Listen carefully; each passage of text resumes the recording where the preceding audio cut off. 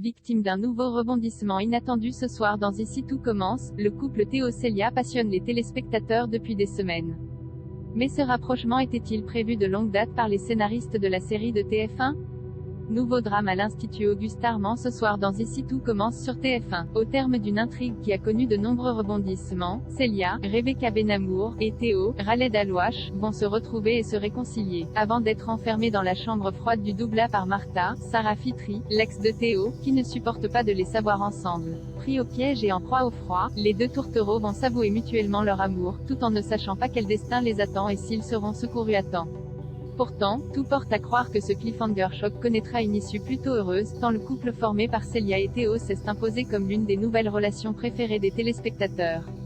Et sans conteste l'une des points forts d'Ici tout commence en ce début d'année 2020, présente au Festival Canaiserie il y a quelques jours avec une partie des comédiens de la série. Sarah Faraman, la productrice d'Ici tout commence, nous a fait quelques révélations sur les intrigues à venir et est également revenue pour nous sur la genèse du couple Théo-Célia, qui est né de l'envie de mettre davantage en avant le fils Tessier, incarné par Khaled Alouache.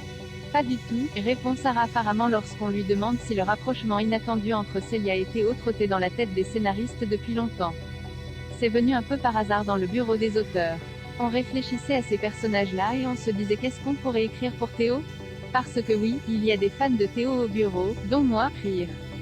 Certes le public était attaché à Théo et Martha parce que c'était un couple mignon et positif, mais on avait le sentiment qu'il n'y avait pas les étincelles suffisantes, poursuit la productrice du feuilleton culinaire de TF1, qui a précédemment œuvré sur la série mère, Demain nous appartient. L'idée de le mettre avec Célia a alors été lancée. On sait que c'est une amoureuse, on s'est demandé ce que ça allait donner avec Théo. Très vite les auteurs ont eu envie d'un truc très physique entre eux et qu'il y ait vraiment une alchimie. Un truc de désir un peu animal, un type d'attirance qu'on n'avait pas encore traité dans la série. Et puis ça a hyper bien pris à l'écran. Dès les premières scènes, je me souviens que j'étais en validation des textes et que je me disais trop bien, ça marche hyper bien. Mais ma mère va regarder rire. Et bien que l'alchimie assez dingue entre Rebecca Benammour et Khaled Alouache, qui participent grandement à la réussite de ce nouveau couple d'Ici tout commence, ne faisait pas beaucoup de doutes auprès de la production et des auteurs, Sarah Faraman assure que le résultat a dépassé les espérances de tout le monde. Ce sont des choses qu'on peut pressentir parce qu'on voit le jeu entre les comédiens.